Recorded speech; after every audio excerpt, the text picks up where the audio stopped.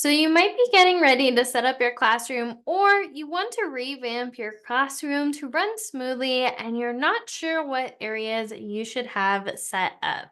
Well, today I'm going to show you 3 areas to set in your classroom to minimize and have a smoothly ran classroom. So stick around to the end for a bonus area at the end, and let's go ahead and dive in.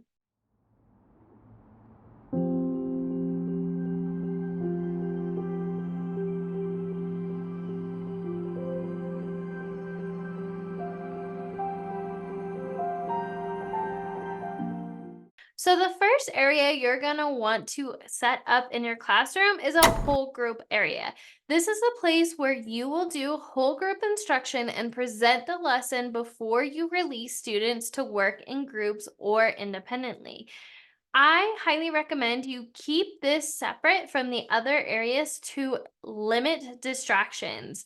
I like to position my whole group area closer to the board so my students can see, and I like doing it at the elementary level at a carpet because then my students aren't playing in their desks or with the materials at their desks.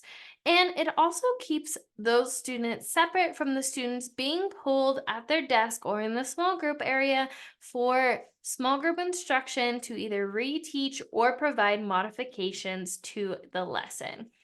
Now, I personally, like I said, use a carpet in front of the classroom for this so my students can sit close to the board, and it's more of like a discussion than it is for my students to be way in the back trying to contribute to the discussion. It's just easier all around. The second area you're going to want to set up in your classroom is a small group area. Now, this area is where you pull students to work on a specific skill to pre-teach or reteach a lesson.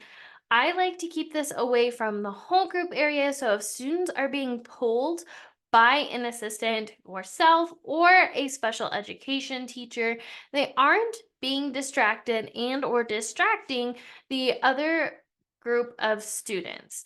Now, I personally have used a kidney table for this, or you can just use a general table that sits a couple of students at a time.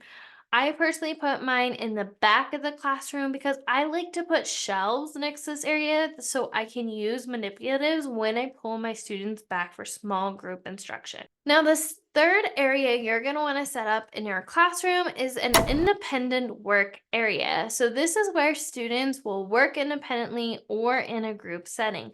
After I teach a lesson whole group, I use the release model, which is the I do, we do, you do. So after I have taught the lesson and modeled it to my students, I will then release them to either work in a group with a partner or by themselves.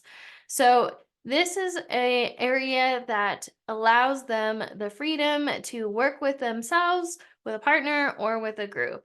And I like to keep this separate from the whole group area because they're better able to access the materials they may need for the lessons like math manipulatives, different drawing or cutting utensils, and so forth.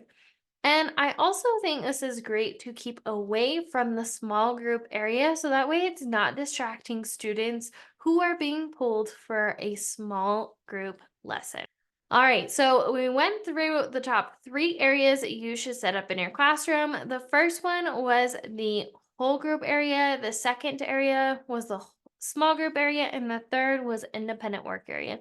Now let's move on to number 4, which is the resource area. This is a bonus area, but I highly recommend every teacher has a resource area in their classroom. This is an area where students can access any materials and resources they may need in the room. Here's the problem that I used to have is I used to put my resources spread out throughout the room. I'd have my pencil sharpener by the door, I'd have the extra glue over by my teacher's desk, I would have the extra crayons and somewhere else, and I would have the turn-in basket somewhere else across the room. The problem was when students need to grab a resource or a material, they would get up and start talking to other students in line, or they would bump one another trying to move around the classroom getting the materials they needed. Having one main spot for students to grab materials, streamlined where students were to grab materials throughout the day.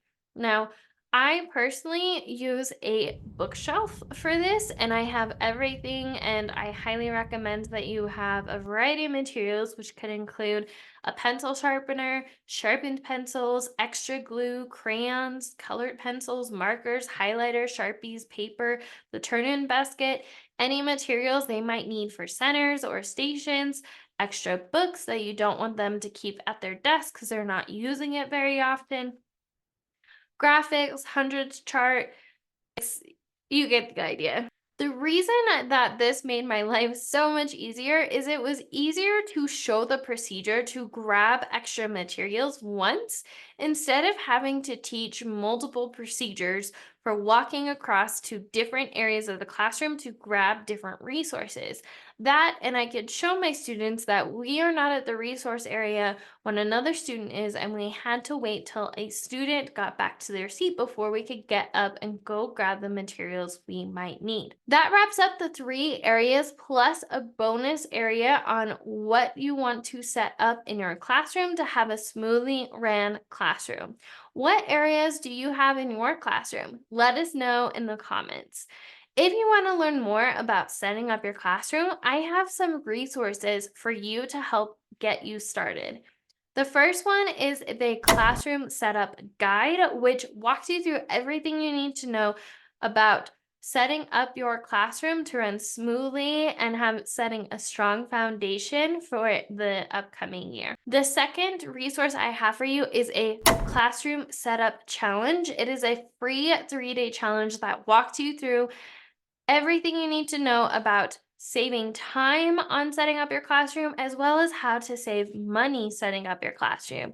And third and finally, if you want to take it a step further and you're ready for me to walk you through everything from not only setting up your classroom to also what procedures and lessons you should be teaching during those first couple of weeks, I want to invite you to join us inside of Classroom Kickstart program.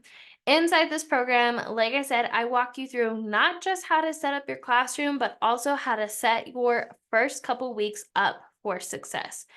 As always, remember we are stronger together, and I will talk to you soon, teacher bestie. Bye.